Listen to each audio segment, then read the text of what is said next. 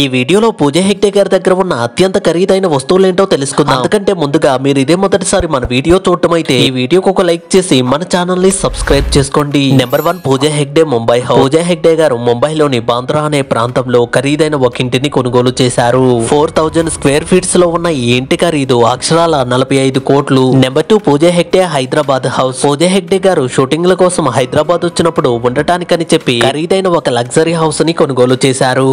ఈ ఇంటి ధర అక్షరాల 5 కోట్లు ఉంటుందని సమాచారం. Number 3 Porsche Cayenne. Pooja Hegde గారి గ్యారేజ్ లో ఉన్న ఈ అత్యంత ఖరీదైన కారు ధర అక్షరాల 2 కోట్లు. Number 4 jaguar.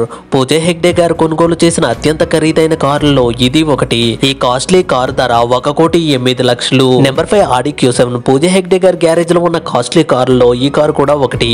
ఈ కారు ఖరీదు 85 లక్షల వరకు ఉంటుందని సమాచారం. Number 6 BMW 350D.